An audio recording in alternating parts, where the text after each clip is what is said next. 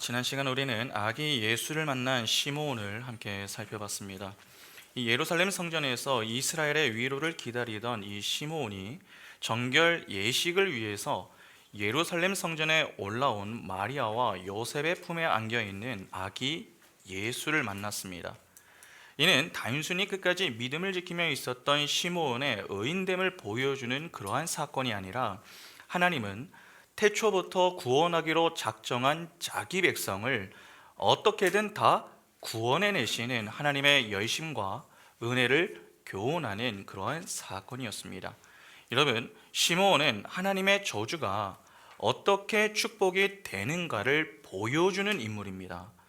야곱이 죽기 전에 그의 아들들에게 이 축복을 할 때에 시므온이 받았었던 것은 축복보다는 저주에 가까웠습니다. 이스라엘 가운데 흩어진다라고 하는 이 내용을 여러분 축복으로 보기는 어려운 것 아닙니까? 야곱의 말대로 시므온 지파는 이후에 이스라엘 가운데 뿔뿔이 흩어졌습니다. 어느 지파든 그들이 가지고 있는 이 분깃을 조금이라도 나누어 주지 않으면 안 될 그러할 정도였죠. 그런데 그런 그들에게 손을 내민 지파가 있었습니다. 바로 유다 지파였죠. 유다 지파는 메시아이신 예수가 오시는 지파입니다. 그러니까 시므온 지파는 하나님에 의해서 흩어짐을 당하여 예수가 오시는 지파인 이 유다 지파에게 붙여지는 그러한 형국이 된 것입니다. 흩어짐으로 시므온 지파는 생명을 잃었다 그렇게 생각했겠으나 하나님에 의해서 결국 그들이 얻게 된 것이 무엇입니까? 바로 생명입니다. 그 구약의 그림이 그대로 옮겨진 그러한 사건이 시므온이 예수를 만나는 사건입니다. 하나님의 저주를 받아 흩어짐을 당한 자의 대표로 등장하는 시므온이 성전에 들어가 계시는 아기 예수를 만났습니다. 순서상 아기 예수가 먼저 성전에 계셨고 시므온은 성령의 인도를 받아서 성전에 들어갔습니다. 하나님에 의해서 예수께로 붙여지는 그러한 그림 아닙니까? 더욱이 시므온은 이스라엘의 위로를 기다리던 자였습니다. 참된 위로는 여러분 하나님이 주시는 것이다 라고 말씀을 드렸습니다. 그가 그토록 기다리던 위로가 무엇이었습니까? 참 생명입니다. 그런데 그 생명을 주실 수 있는 참 위로자를 만나게 된 것이죠. 하나님의 열심과 은혜로 그가 진짜 생명을 얻는 순간이 찾아온 것입니다. 여러분 이것이 바로 복음 아닙니까? 그러니까 시므온 지파를 향한 하나님의 저주는 저주를 위한 저주가 아니라 사실상 축복을 위한 저주였던 것입니다. 왜 흩어짐이 축복이 됩니까? 자기 부인을 통해 예수만 소망하는 자리로 몰고 가시는 하나님의 선한 인도하심이기 때문에 그렇습니다. 때문에 우리는 신앙생활을 하면서 하나님을 오해하면 안 됩니다. 우리는 예수를 잘 믿고 우리 스스로 힘을 쌓는 것에 관심을 두지만 하나님은 반대로 우리의 힘을 빼서 진정한 위로자이신 예수께 붙게 만들어 영생의 복을 누리게 하시는 데에 관심을 두십니다. 그래서 성도에게 흩어짐이라고 하는 인생의 환난을 허락하시는 것이죠. 그때 우리는 고난을 바라보면서 불평하기보다는 우리를 복의 자리로 인도하기 위한 그분의 열심과 은혜에 감사하며 예수를 소망하는 자리로 자꾸 나아갈 수 있어야 하는 것입니다. 그렇게 하나님의 인도를 받아 예수께 붙여지는 인생이 되어야 하는 것이죠. 그러니까 시몬의 이야기는 바로 이러한 사실, 즉 하나님은 하나님의 열심과 은혜로 자기 백성을 한 사람도 놓치지 않고 반드시 영생의 복을 누리게 하신다라고 하는 것을 교훈해 주는 사건입니다. 여러분, 하나님에 의해서 생명 없음의 자리에 있던 시므온이 생명 있음의 자리로 옮겨왔습니다. 인간에게 가장 귀한 것이 생명 아닙니까? 그 참 생명을 소유하게 된 것입니다. 사람이 가장 소중한 것을 얻으면은 어떤 반응을 보입니까? 기뻐하는 반응을 보이겠죠. 구원의 은혜를 경험한 자는 모두 기뻐합니다. 그런데 그 기쁨의 반응은 항상 찬양으로 표현되지 않습니까? 그래서 시므온이 성전에서 아기 예수를 만나서 기뻐하며 찬양하는 내용이 오늘 등장하는 것입니다. 시몬의 찬양은 마리아의 찬양, 또 이 사가랴의 찬양과 함께 누가복음의 3대 찬양에 속하는데 오늘은 이 시몬의 찬양 속에 담긴 은혜의 메시지를 좀 함께 살펴보도록 하겠습니다.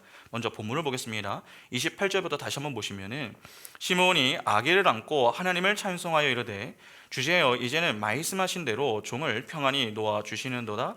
내 눈이 주의 구원을 보았사오니 이는 만민 앞에 예비하신 것이요 이방을 비추는 빛이요 주의 백성 이스라엘의 영광이니이다 하니 그의 부모가 그에 대한 말들을 놀랍게 여기더라. 자, 시몬이 아기 예수를 안고서 하나님을 찬송합니다. 기본적으로 찬양이라고 하는 것은 하나님이 베푸신 구원의 은혜에 대한 감사와 감격의 반응으로 나오는 것입니다. 그러니까 복음에 반응하여 나오는 것이 무엇입니까? 찬양입니다. 때문에 찬양은 하나님의 하나님 되심, 즉 그분의 영광을 드러내는 것이죠. 그러면 결국 구원받은 성도가 찬양을 하는 이유는 여러분 무엇 때문입니까? 구원의 은혜를 베푸신 하나님의 은혜에 감사하며 하나님께 영광을 돌리기 위해서 하는 것입니다. 복음에 반응하는 자는 반드시 하나님께 영광을 돌립니다. 그 모습이 찬양을 하는 형태로 나타나는 것이죠. 찬양이다 라고 하는 것 자체가 결국 여러분 말씀에 곡조를 붙여놓은 노래 아닙니까? 그러니까 말씀에 반응하지 못하면 찬양도 하지 못한다라고 하는 말이 되는 것입니다. 그런데 오늘날 보면 어떻습니까? 말씀에는 전혀 반응하지 못하면서 찬양에만 열심을 내는 분들이 있죠. 요즘 젊은이들에게 인기를 끄는 열린 예배나 또 좋은 찬양팀을 중심으로 기도회 모임을 가보면 어떻습니까?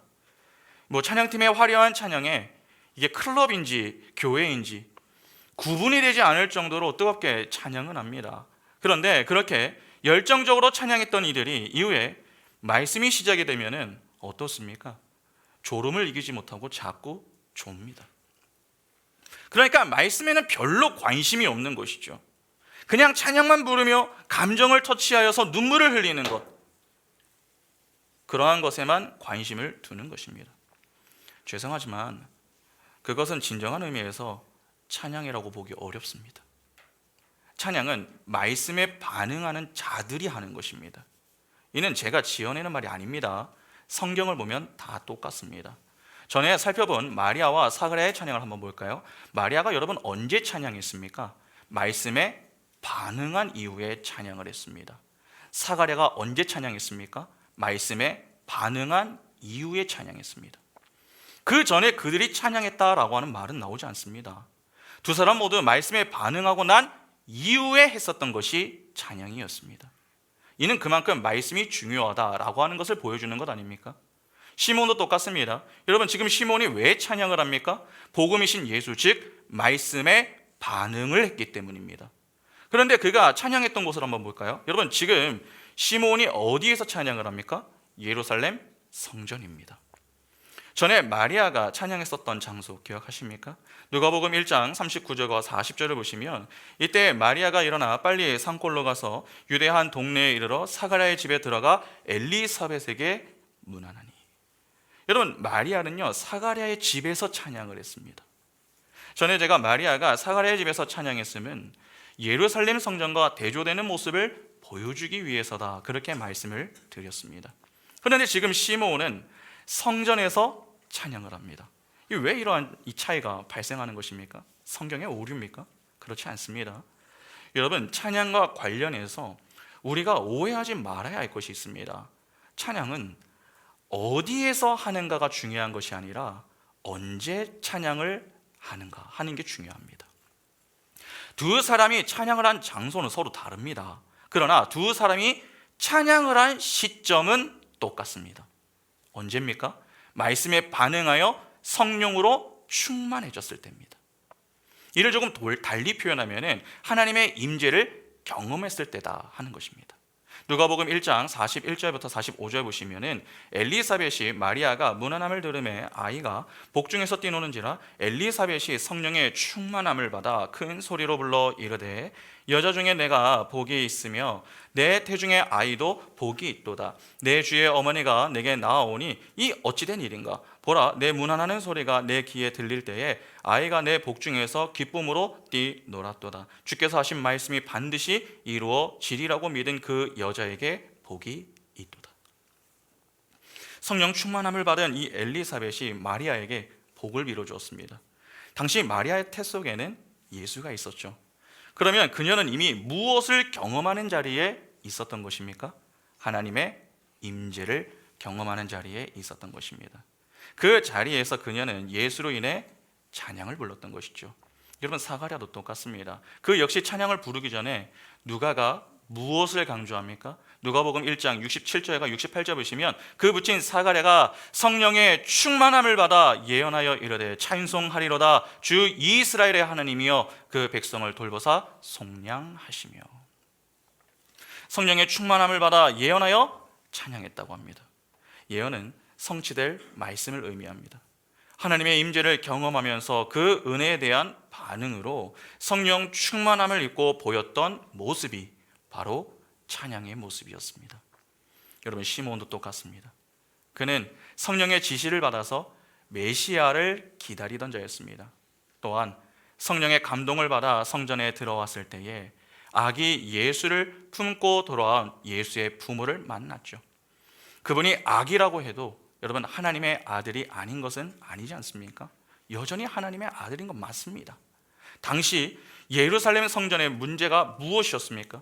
진짜 주인공이신 하나님 없이 율법과 형식만 가득한 이 것만 번지르르 했던 그런 문제 아닙니까? 잘 아시다시피 본래 성전은 여러분 하나님의 임재로 가득해야 됩니다. 그러나 하나님이 없습니다. 이는 하나님의 임재가 그곳에 없다는 말이죠. 그런데 그곳에 하나님이신 예수가 들어오셨습니다. 성전의 진짜 주인공이 들어온 것입니다. 그러면 그곳에 다시 무엇이 임하는 그림입니까? 하나님의 임재가 임하는 그림입니다. 하나님이 임재하셔서 함께 하셔야 생명이 주어지는 것입니다. 죽음은 슬픔과 공허만 가득할 뿐입니다. 그러나 생명은 기쁨과 감사로 충만해지죠. 죽음과 생명은 이렇게 큰 차이를 보입니다. 여러분, 장례식장하고 아이가 태어난 병원을 한번 비교해서 보시기 바랍니다. 분위기가 서로 어떻습니까? 완전히 다릅니다. 장례식장은 눈물과 슬픔, 고요함이 가득하지만 이 아이가 태어난 병원에 가보면 기쁨과 웃음, 즐거움이 가득합니다. 사람은 즐겁고 기쁘면 노래를 부릅니다. 복음으로 인한 구원을 경험한 사람도요 똑같습니다. 하나님의 임재를 경험하여 하나님의 살아계심과 역사하심을 맛본 자들은 그에 따른 반응을 보입니다. 그 반응이 바로 찬양으로 나타나는 것이죠. 그런데 그 반응은 누가 하게 하십니까? 장소가 반응하게 만드는 것이 아니라 하나님이 반응하게 만드는 것입니다. 그러니까 우리는 어디에서 찬양을 하는가 보다 누구로 인해 찬양을 하는가를 생각해야 하는 것이죠. 여러분, 우리는 언제 찬양합니까? 예배당에 나왔을 때만 합니까? 주일에 한번 찬양하면 다 끝납니까? 그렇지 않습니다. 예배당에 나왔을 때에만 찬양하다가 주중에는 찬양을 전혀 하지 않는다. 여러분, 그것은 참 이상한 것입니다. 우리는 장소에 따라 찬양하는 자들이 아닙니다. 예수로 인해 어디서든지 찬양을 부를 수 있어야 하는 자들입니다. 그러니까 장소와 상관없이 우리는 어디서든 찬양을 부를 수 있어야 한다는 것이죠. 집에서도, 직장에서도, 교회에서도 어디서든지 찬양을 부를 수 있어야 합니다. 그런데 우리가 주의해야 될 것이 하나 있습니다. 찬양이 그냥 어떤 하나의 습관에 따라 나오는 것이 되면은 안 됩니다. 이 종종 남들에 비해서 음악을 좀 좋아하는 그런 분들이 있지 않습니까? 그래서 다른 이들보다 더 많이 노래를 듣고 노래를 부르는 그런 분들이 있습니다. 그렇게 되면 안 된다는 것입니다. 말씀 묵상 없이 단순히 노래만 듣고 부르는 것은요 취미이지 찬양이 아닙니다. 여러분, 찬양은 하나님의 임재를 경험한 자리에서 나와야 합니다. 그러니까 말씀 묵상 하나 없이 그냥 찬양만 부른다, 그 역시 고민이 좀 필요한 것이죠. 하나님의 임재가 있는 곳은 어디든 찬양이 나올 수 있습니다. 그러니까 우리가 찬양을 하기 전에 반드시 고민을 해야 할 것은 내가 하나님의 임재를 경험한 자가 맞는가? 내가 말씀으로 성령 충만한 자가 맞는가? 그러한 부분들을 점검해야 합니다. 왜냐하면 찬양은 내가 하고 싶다고 해서 할 수 있는 것도 아니고 내가 한다고 해서 하나님이 다 받으시는 것도 아니기 때문에 그렇습니다. 찬양도 여러분 잘못하면 하나님의 영광이 아닌 하나님의 영광을 가장한 내 욕망과 욕심을 채우기 위한 수단과 도구가 될 수 있음을 기억하셔야 됩니다. 마리아, 사가랴, 시므온 세 사람이 찬양하고 싶다고, 찬양을 좋아한다고 해서 찬양했던 것이 아닙니다. 세 사람 모두 먼저는 하나님의 임재를 경험했습니다. 다시 말해서 말씀이 주어졌다는 것이죠. 그 말씀이신 예수 그리스도가 그들을 찬양의 자리로 인도해낸 것입니다. 그러니까 꼭 기억하셔야 됩니다. 찬양보다 앞서는 것이 말씀입니다. 말씀을 모르면 그것은 진정한 의미에서 찬양이라고 보기가 어렵습니다. 아무리 화려한 찬양을 하고 남들이 모르는 찬양을 알고 불러도 하나님을 아는 지식이 없다면 그것은 제대로 된 찬양이 아닐지도 모릅니다. 그래서 제가 찬양팀에게 늘 이 강조하는 내용이 있습니다. 먼저 예배자가 되라. 먼저 예배자가 되라. 음악적인 요소가 중요하지 않다 하는 것이 아닙니다. 여러분, 분명 중요합니다. 그러나 그것보다 더 중요하며 선행되어야 할 것은 하나님을 예배하는 예배자가 되어야 한다는 사실입니다. 하나님을 모르는데 어떻게 하나님을 찬양합니까? 하나님을 아는 지식이 없는데 어떻게 하나님께 영광을 돌립니까? 그러니까 말씀 묵상 하나 없이 찬양할 수 있다, 어불성설입니다. 그런 점에서 보면 성경 공부와 훈련이 더 많이 필요한 곳이 사실 찬양팀입니다. 왜냐하면 말씀을 알아야 그 말씀 속에서 하나님의 임재를 경험하고 그 가운데 바른 찬양을 할 수 있기 때문에 그렇습니다. 그러나 그러한 훈련 없이 그냥 모임만 갖는 교회들이 여러분 얼마나 많은지 모릅니다. 형식은 나름 다 갖추고 있습니다. 시작기도 하고 마침기도 합니다. 그런데 중간에 말씀을 나누는 시간은 없고 말씀을 붙들고 하나님의 임재와 하나님의 인도하심을 따르기 위한 기도 모임을 하는 경우는 거의 없습니다. 그러니까 우리 교회도 그러한 우를 범하지 않도록 주의를 할 필요가 있는 것이죠. 그냥 모임만 갖는 것이 아니라 꼭 말씀 묵상과 기도로 준비를 해야 합니다. 그렇지 않으면 그것은 그냥 공연이 될 수 있음을 반드시 명심하셔야 됩니다. 우리는 단지 찬양을 한다, 거기에 관심을 둬야 할 자들이 아니라 바른 찬양을 해야 하는 자들입니다. 하나님이 받으시는 찬양을 해야 하는 그러한 자들이죠. 그 사실을 망각하면 찬양은 점점 화려해질 수 있지만은 하나님은 듣지 않으실 가능성이 더 높습니다. 말씀으로 하나님의 임재를 경험하는 자리에 선다면 우리는 어디서든 찬양을 부를 수 있습니다. 그러니까 특정 장소에서만 찬양을 부르는 것이 아님을 아셔야 됩니다. 모든 곳에서 다 찬양할 수 있습니다. 그러나 가장 중요한 것은 하나님의 임재를 경험하는 가운데 찬양을 해야 합니다. 그래서 찬양을 복음의 은혜의 감격과 감사에 대한 반응이다, 그렇게 말하는 것입니다. 시몬을 보시기 바랍니다. 여러분, 시몬이 찬양을 부를 때에 누구를 안고 부르죠?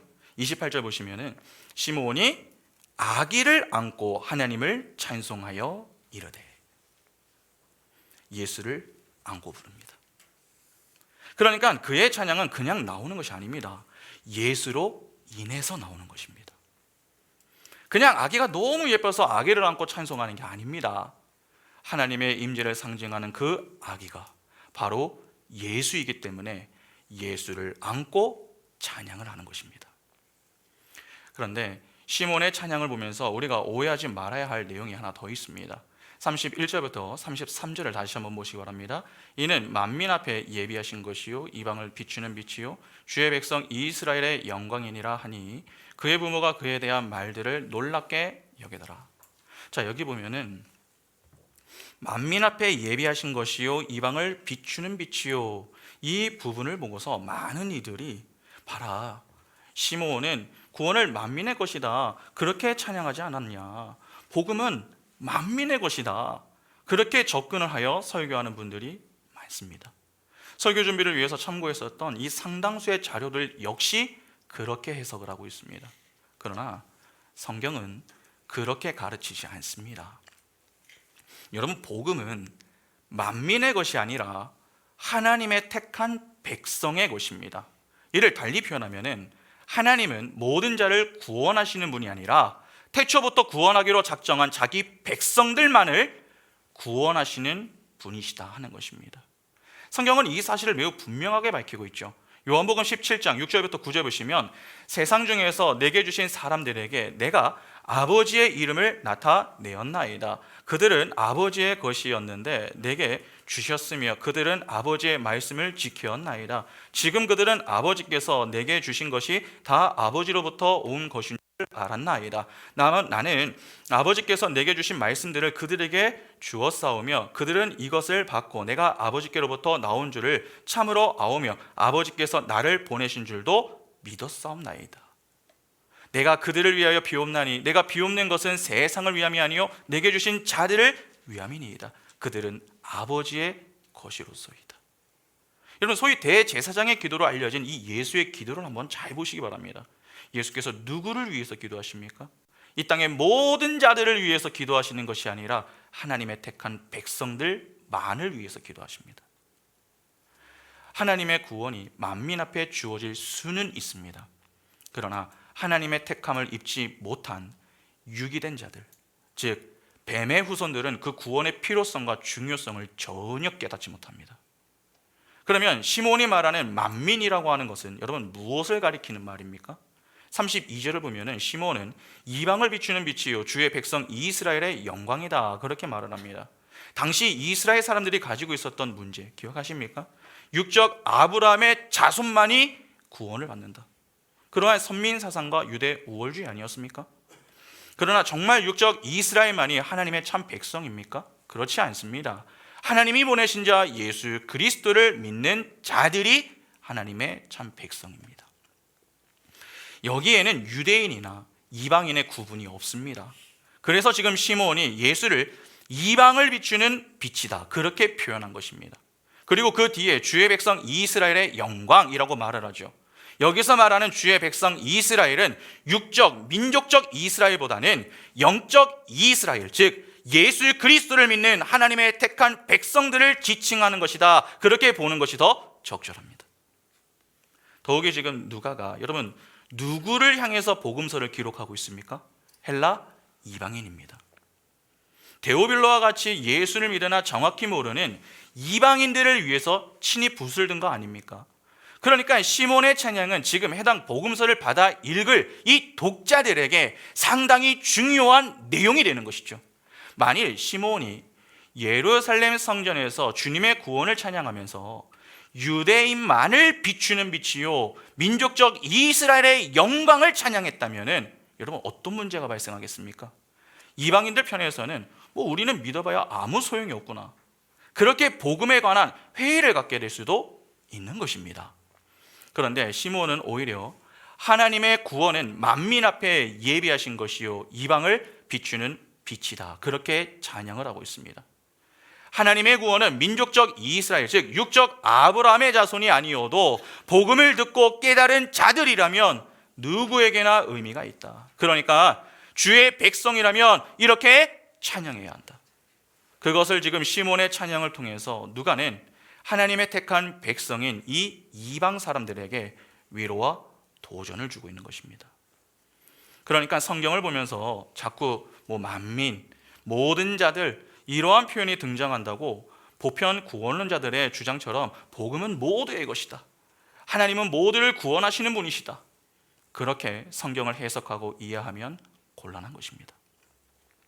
하나님은 그 어디에서도 모든 자를 구원하신다 그렇게 말씀하지 않으셨습니다. 철저히 태초부터 구원하기로 작정한 자기 백성만을 구원하시겠다 그렇게 말씀하셨습니다. 그리고 그 말씀대로 구속사의 모델로 이스라엘이라고 하는 민족을 들어서 구약을 설명하시는 것입니다. 소위 시각적 자료로 활용을 하셨다는 것입니다. 여러분 거짓 교사들의 가르침은요 참으로 매력적이고 또 그럴싸하게 들립니다.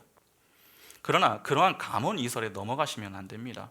그러기 위해서는 분별력이 필요하겠죠. 그래서 우리가 말씀을 배우는 일에 보다 더 힘을 낼 필요가 있는 것입니다. 시몬의 찬양은 하나님의 택한 모든 자들에게 의미가 있습니다. 그러면 이는 누구에게도 의미가 있다 하는 말이 되겠습니까? 오늘 다시 오실 예수 그리스도를 믿으며 사는 우리 모두에게도 동일한 의미가 있다라고 하는 말이 됩니다. 왜냐하면 우리 역시 이방을 비추는 빛이신 예수 그리스도 안에서 하나님의 백성, 자녀된 자들이기 때문에 그렇죠. 이는 시몬같이 이러한 찬양을 충분히 부를 수 있다라고 하는 말 아닙니까? 시몬의 찬양은 여러분 곧 성도의 찬양입니다. 그래서 시몬의 찬양이 우리에게 의미가 있는 것입니다. 시몬의 찬양에서 사람들의 관심을 가장 많이 받는 이 부분이 29절하고 30절입니다. 여러분 29절하고 30절을 다시 한번 보겠습니다. 주제여 이제는 말씀하신 대로 종을 평안히 놓아 주시는도다. 내 눈이 주의 구원을 보았사오니. 많이 보셨죠? 29절을 보면은 종을 평안히 놓아준다라고 하는 내용이 있습니다. 시몬의 나이가 정확하게 얼마나 되는가? 그것은 알 수 없습니다. 그러나 대부분의 경우에 당시 시몬은 이 나이가 매우 많았을 것이다. 그렇게 노년의 인물로 추정을 합니다. 그러니까 시몬은 오랜 기간 동안에 예루살렘 성전을 지키며 성령의 지시에 따라 오실 메시아를 기다렸고 약속대로 아기 예수를 보았기 때문에 이제는 이 자신의 사명이 끝났다. 그렇게 바라봅니다. 그래서 평안히 놓아준다라고 하는 것을 죽음의 왕곡 어법으로 이 많은 분들이 해석을 합니다. 뭐 얼마든지 그렇게 볼 수 있습니다. 분명 하나님은 여러분 우리에게 사명을 주십니다. 그리고 그 사명이 끝나면은 하나님은 알아서 자기 백성을 데리고 가십니다. 그러니까 시몬도 그러한 차원에서 이러한 고백을 했다. 그렇게 볼 수 있겠죠. 그러나 시몬의 고백은 단지 사명이 끝났기 때문에 이제 좀 편하게 죽여달라 하는 그러한 정도의 강구를 하는 것이 아닙니다. 그보다 더 중요한 내용을 담고 있습니다. 시몬의 이 고백에 담긴 의미를 보다 깊이 이해하기 위해서는 그가 어떤 상태로 이 고백을 하고 있는가를 살펴봐야 됩니다. 여러분 시몬이 어떤 상태로 이 고백을 한 것입니까? 이제 이 지겨운 땅에서의 생활을 끝낸다는 이 홀가분한 그러한 마음으로 한 것입니까? 아니면 이제는 좀 쉬고 싶다 하는 지친 마음으로 한 것입니까? 우리는 그가 어떤 마음으로 이 고백을 했는지 정확하게는 알 수는 없습니다. 그러나 분명하게 알 수 있는 사실 하나가 있습니다. 지금 시몬은 죽음을 두려워하지 않고 있다는 것입니다. 그러니까 죽음을 초월한 모습을 보이고 있다는 것이죠. 아마도 누군가는 목사님 살 만큼 살았으니까 그런 것 아니겠습니까? 그렇게 반문하실지도 모르겠습니다. 그러나 나이가 많은 노인도요 죽음을 두려워합니다. 죽음을 두려워하지 않는 사람은 없습니다. 왜냐하면 죽음은 인간 스스로 해결할 수 있는 문제가 아니기 때문이죠. 그래서 모든 자들이 다른 문제보다 이 죽음의 문제를 그렇게 두려워하는 것입니다. 그러면 노년이라도 시몬은 죽음을 두려워할 수 있는 것 아닙니까? 오히려 그렇게 성령의 지시를 받아서 메시아를 보았다면은 그동안 자신이 믿음으로 살아온 대가로서 더 살게 해달라 그렇게 구하는 것이 더 정상적인 모습 아니겠습니까? 그런데 그는 장수의 복을 비는 것이 아니라 평안히 놓아주신다고 이제는 죽어도 괜찮다고 그렇게 고백하고 있습니다. 그러면 왜 시몬은 죽음조차 두려워하지 않고 이러한 고백으로 찬양할 수 있는 자가 된 것입니까? 여러분 누가복음 2장 25절부터 27절을 한번 보시기 바랍니다. 예루살렘에 시몬이라 하는 사람이 있으니 이 사람은 의롭고 경건하여 이스라엘의 위로를 기다리는 자라 성령이 그 위에 계시더라. 그가 주의 그리스도를 보기 전에는 죽지 아니하리라 하는 성령의 지시를 받았더니 성령의 감동으로 성전에 들어가매 마침 부모가 율법의 관례대로 행하고자 하여 그 아기 예수를 데리고 오는지라. 성경은 시몬을 의롭고 경건하여 이스라엘의 위로를 기다리는 자다 그렇게 소개를 하고 있습니다. 의라고 하는 것은 하나님과의 관계 용어라고 여러 번 말씀을 드렸죠. 여러분 하나님이 요구하시는 것을 성실히 수행할 수 있는 상태가 이 성경에서 이야기하는 의입니다. 그렇게 그는 하나님의 은혜로 의인으로 칭함을 받으면서 하나님을 경외하는 경건한 자로 살았습니다. 이는 그가 완벽하기 때문이 아니라 하나님의 일방적인 은혜로 인한 결과였습니다. 야곱의 아들 시몬을 통해 그에게 필요한 위로가 어떤 위로인가 하는 것은 지난주에 다 살펴봤죠. 그에게 필요한 위로는 예수 그리스도였습니다. 그 위로가 주어질 것이란 성령의 지시를 받으며 날마다 주님과 동행하던 자, 그 자가 바로 시몬이었습니다. 그런데 내용을 유의해서 보시기 바랍니다. 시몬이 성령의 지시를 받았습니다. 성령이 그 위에 계셨습니다. 성령의 충만함을 입으며 지냈습니다. 그런데 그가 지냈던 곳이 어디입니까? 예루살렘입니다. 예루살렘은 성전이 있는 곳입니다. 많은 인파가 몰려와서 제물을 바치고 제사를 드리던 곳입니다.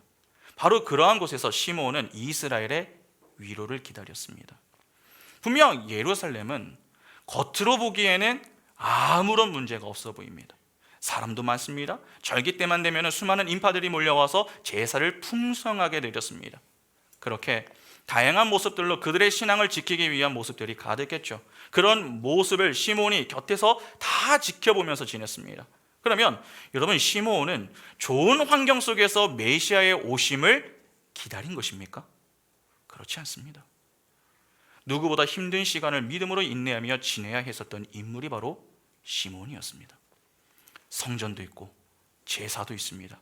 절기 때마다 수많은 사람들이 예루살렘 성전에 올라와서 제물을 바치고 제사를 드렸습니다. 또 수많은 제사장들이 이를 위해 수고도 있습니다. 그러니까 인간의 행위와 노력은 많았습니다. 그러나 문제는 무엇입니까? 그 중심에 하나님이 없었다는 것이죠. 가식과 외식적인 모습들만 가득했습니다. 그런 모습을 두 눈으로 보면서 지내야 했던 자가 시몬이었습니다. 여러분, 그의 심정이 어떠했겠습니까? 그는 노아와 같이 세상 사람들에게 조롱과 핍박을 받으며 지냈던 인물은 아닙니다. 노아는 방주를 만드는 120년의 세월 동안에 여러분, 세상 사람들의 조롱감이었습니다. 놀림감. 그런데 시므온에게는 그러한 고통은 없었습니다. 그러나 그에게는 다른 고통이 있었죠. 그것이 무엇입니까? 신앙생활이 아니라 형식적인 종교 생활을 하고 있는 이스라엘의 영적 타락을 삶으로 직접 경험하며 지내야 했습니다. 성전을 지키며 그곳에 들어갈 때마다 하나님의 이름이 더럽혀지는 모습과 하나님의 영광과 무관한 그 모습을 보며 지내야 했던 것이죠. 차라리 약속을 기다리면서 홀로 지냈다면 불편함은 좀 덜할 수도 있습니다. 외롭긴 하지만. 그런데 외식이 가득한 모습을 자꾸 두 눈으로 보며 지내야 했습니다. 여러분, 그러면 사람의 마음이 어떠하겠습니까? 몸만 힘든 것이 아니라 마음도 지칩니다. 그러니까 어떻게 저럴 수가 있을까? 그러한 분노와 속상함, 실망과 좌절 등 괴로움은 날로 더해지는 것이죠. 이에 어떤 때에는 그냥 예루살렘을 떠나서 좀 다른 곳에서 살고 싶다. 성령의 지시를 거부하고 그냥 죽고 싶다. 그러한 마음이 들지 않았겠습니까? 그러니까 시몬의 인생 역시 만만치 않았던 것이죠. 그 역시 긴 세월 동안에 믿음의 인내를 가지고 살았던 자였습니다. 그는 성령의 지시를 받았다고 했습니다. 이는 말씀을 들은 것입니다. 그런데 들은 말씀을 믿으며 그는 주님과 동행하는 인생을 살면서 주어진 자리를 이탈하지 않았습니다. 그 스스로의 힘으로 예루살렘 성전에서 지냈던 것이 아니라 성령의 은혜를 힘입어 그 자리를 믿음으로 지키며 지냈던 것입니다. 그런데 그런 그가 어느 날 성령이 지시한 그 메시아를 보게 되었습니다. 아기 예수를 본 것이죠. 성전의 주인공이신 예수, 긴 세월 동안에 믿음의 인내로 학수고대하던 그 예수가 자신의 눈앞에 나타난 것입니다. 그 예수가 주는 위로가 얼마나 크고 기쁘게 다가왔겠습니까? 예수의 등장은 곧 하나님이 그에게 하신 약속을 성취하는 사건이 되기도 합니다. 그동안 그는 하나님과 동행했습니다. 하나님만 믿으며 지냈습니다. 그런 그의 인생에 하나님이 하나님의 때에 보답을 하신 것이죠. 무엇으로 말입니까? 하나님으로 말입니다. 그러면 그가 받은 위로는 무엇입니까?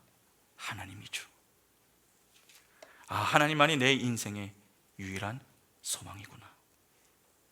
그것을 다시 확인한 것입니다. 이전에 그는 귀로만 들었으나 이제는 그가 눈으로 주를 보았던 것입니다.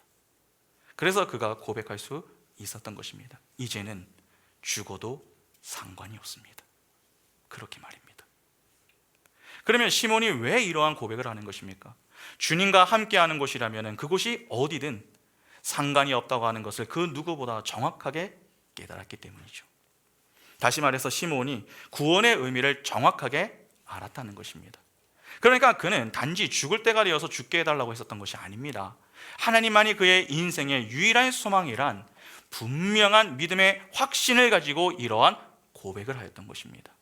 시몬의 이러한 고백을 보다가 보면은 딱 떠오르는 인물이 한 사람이 있습니다. 바로 욥입니다. 욥 역시 시몬과 같이 당대 의인으로 평가받았었던 그러한 인물이었죠. 욥기 1장 1절을 보시면은 우스 땅에 욥이라 불리는 사람이 있었는데 그 사람은 온전하고 정직하여 하나님을 경외하며 악에서 떠난 자더라. 성경은 욥을 온전하고 정직하여 하나님을 경외하며 악에서 떠난 자다, 그렇게 소개합니다. 여러분, 악에서 떠난 자면은 어떤 자입니까? 선을 행하는 자죠. 기본적으로 선이라고 하는 것은 의인이 행하는 것입니다. 그러니까 욥은 의인으로 하나님을 경외하며 사는 자였다 하는 것을 지금 성경이 그렇게 이야기를 하고 있는 것입니다. 누가복음 2장 25절 보시면은 예루살렘에 시몬이라 하는 사람이 있으니 이 사람은 의롭고 경건하여 이스라엘의 위로를 기다리던 자라, 성령이 그 위에 계시더라. 자, 본절을 보면 의롭고 경건하다라고 하는 내용이 나옵니다.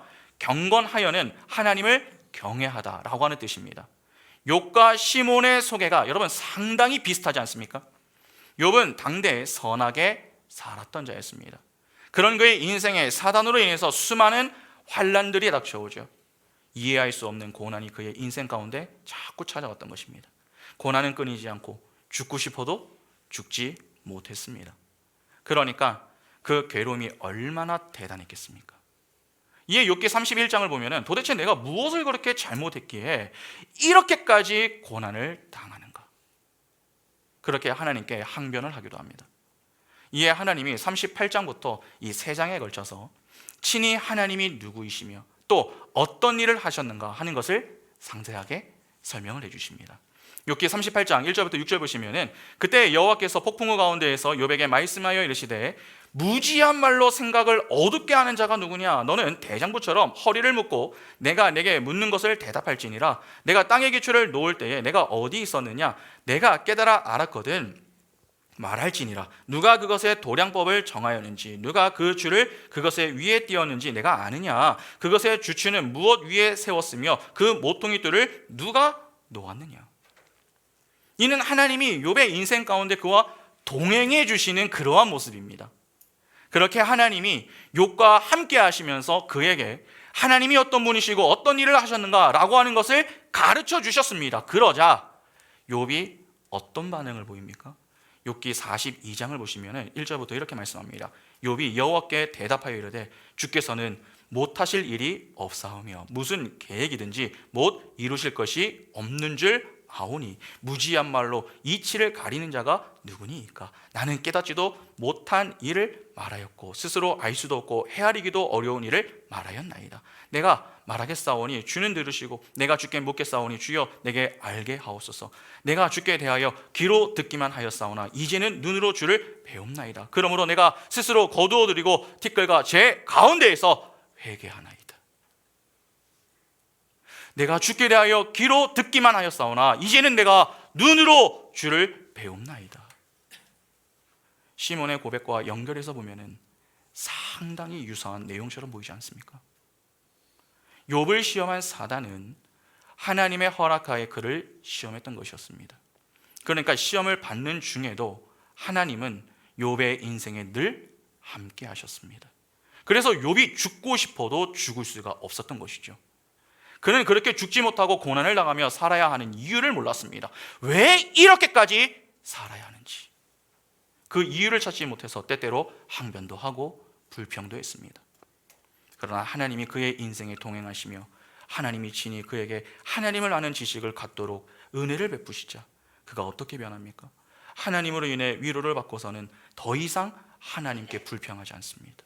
오히려 죽음까지도 두려워하지 않는 자가 되죠. 왜 욥이라고 죽음이 두렵지 않겠습니까? 큰 고통을 당해도 죽음이 두려운 것은 달라지지 않습니다. 그러나 하나님이 어떤 분이신가를 삶으로 경험한 이후에 그는 달라졌습니다. 죽음의 두려움보다 더 소중한 것이 하나님과 동행하는 것임을 알게 된 것입니다. 그러니까 제게는 하나님보다 소중한 것이 없습니다. 그러한 고백을 할 수 있는 진짜 실력자가 된 것입니다. 그러면 시몬의 이야기로 다시 돌아와 보시기 바랍니다. 시몬이 지금 이러한 고백을 할 수 있는 이유가 무엇 때문입니까? 그가 하나님과 동행하는 인생이 얼마나 복된 것인가 하는 것을 깨달았기 때문입니다. 분명 오랜 기간 동안에 예루살렘 성전을 지키는 일은 그에게 쉽지 않았습니다. 성령의 지시를 받아 예루살렘 성전을 떠나지 않고 허락하신 그 자리를 지키며 믿음으로 주님과 동행하는 삶을 추구하며 지냈지만 그것은 말처럼 쉽지 않았습니다. 조금만 기다리면 상황이 조금 나아지지 않을까, 좀 호전되지 않을까, 곧 하나님의 때가 오지 않을까, 그러한 기대를 가지고 매일 살아갔을 가능성이 매우 높죠. 그러나 그러한 그의 기대와 달리 예루살렘의 형편은 그리 넉넉하지가 못했습니다. 악은 날로 더해졌고 영적 침체기는 끝날 줄을 몰랐습니다. 겉은 화려하나 속은 썩어있는 참담한 현실 속에서 매일을 살아간다 하는 것이 얼마나 힘들겠습니까? 그런데 하나님이 그의 인생에 동행해 주시며 끝내 아기 예수를 만나게 하심으로 하나님이 어떤 분이신지, 그리고 자기 백성을 향해 어떤 일을 하시는지, 그러한 모든 것들을 가르쳐 주시는 은혜로 그와 함께 하셨습니다. 그것을 그가 경험한 것이죠, 삶으로. 그렇게 하나님과 동행하며 하나님의 은혜를 인격적으로 경험했기 때문에 시므온이 죽음의 두려움을 뒤로하고 고백하는 것입니다. 주제여, 이제는 말씀하신 대로 종을 평안히 놓아주시는도다. 내 눈이 주의 구원을 보았사오니. 그러니까 시므온의, 여러분 이 기사를 보실 때 오해하시면 안 됩니다. 26절의 내용을 보시면서 야, 얼마나 힘들었으면 이 일은 좀 죽게 해달라고 했을까, 그렇게 시므온을 향한 연민과 안타까운 시선으로 보시면 안 됩니다. 오히려 해당 내용은 그의 신앙을 찬양으로 고백하는 장면입니다. 때가 되면 자기 백성을 위로하실 것이란 하나님의 말씀에 순종하며 믿음의 인내로 살던 그의 인생에 함께 하시며 선하게 인도하신 그 하나님의 은혜에 감사하면서 하나님께 영광을 돌리는 내용입니다. 그러니까 그에게 중요했던 것은 죽음이 아니라 하나님과 동행이었고 하나님께 영광을 돌리는 것이었던 것이죠. 유일한 구원자 예수 그리스도를 찬양하며 하나님의 하나님 되심을 높이는 것, 그것이 그에게 가장 중요하게 되었던 것입니다. 여러분, 구원의 은혜를 입은 성도의 모습이 딱 이렇게 되는 것입니다. 하나님의 백성은 반드시 하나님과 동행합니다. 그 동행 속에는 고난이 주어집니다. 그러나 그 가운데 하나님은 자기 백성에게 하나님이 어떤 분이신지, 또 어떠한 일을 하시는가 하는 것을 가르쳐 주십니다.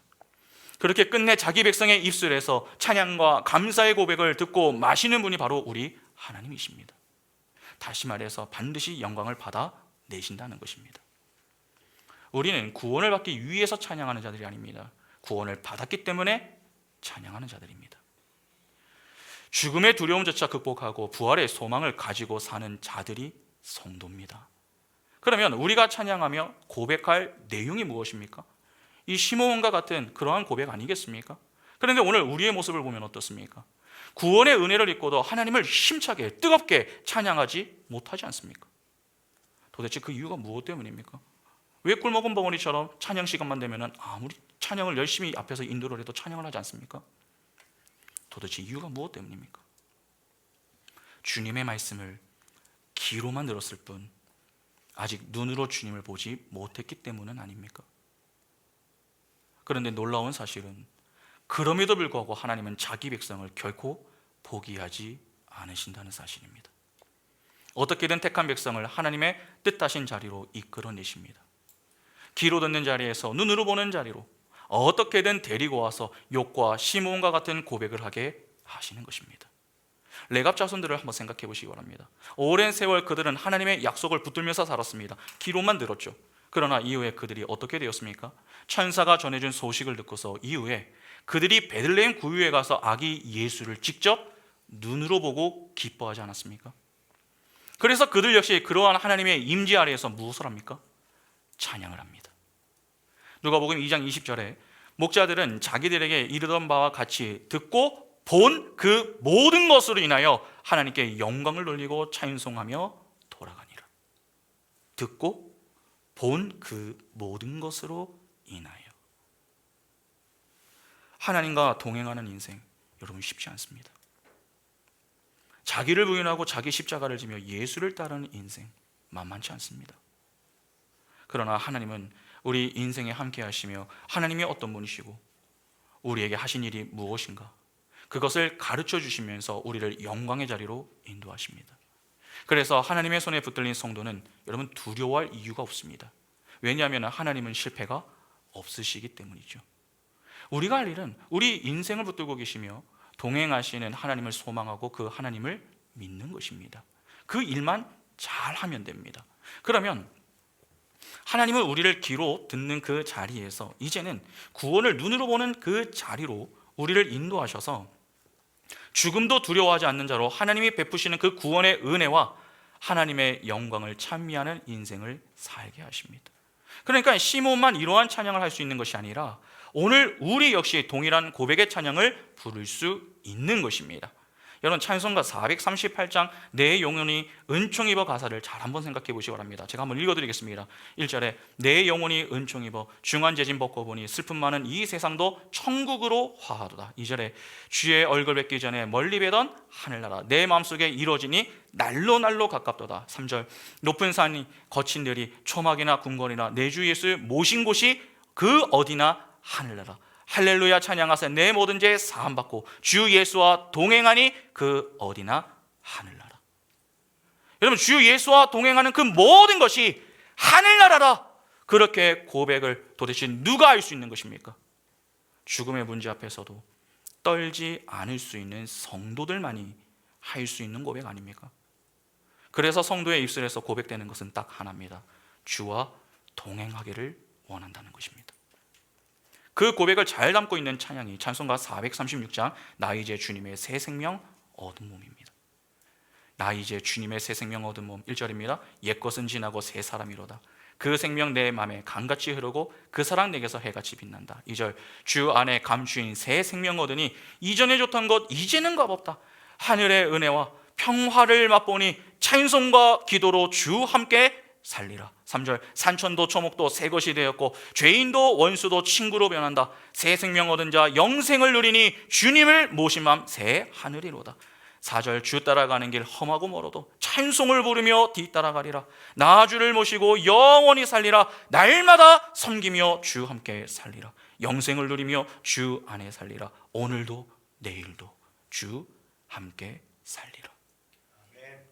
이것이 바로 성도의 입술에서 고백되어야 할 찬양입니다. 하나님은 바로 이 고백을 받아내시는 분이신 것이죠. 여러분 오늘 이 시몬의 찬양이 어떻게 들리십니까? 오늘 본문 33절을 보시면은 그의 부모가 그에 대한 말들을 놀랍게 여기더라. 개역개정은 본절에 부모라고 번역을 했지만 여러분 헬라어 원문으로 보면은 남성 단수로 되어 있습니다. 이는 부모 중에 요셉을 가리키는 내용입니다. 아버지. 요셉은 시몬의 이 모습을 보면서 상당히 놀랐습니다. 여기서 놀랐다라고 하는 이 말은 신기해서 놀랐다고 하는 말이 아니라 약간의 의심을 가지고서 보았다는 말입니다. 그러면 마리아는 어떻습니까? 여러분 목자들이 찾아와서 소식을 전해 주었을 때에 마리아는 어땠습니까? 그것을 마음에 새기면서 생각을 했습니다. 그러면 시몬의 모습을 보고도 마리아는 어떻게 했을까요? 동일하게 마음에 새겼을 가능성이 높은 것이죠. 오늘 우리는 어떻습니까? 누군가 긴 고난의 인생 끝에 하나님의 구원을 눈으로 보고 하나님의 임재 아래 하나님이 베푸신 구원의 은혜를 찬미하는 그 모습을 본다면 어떠한 반응을 보이시겠습니까?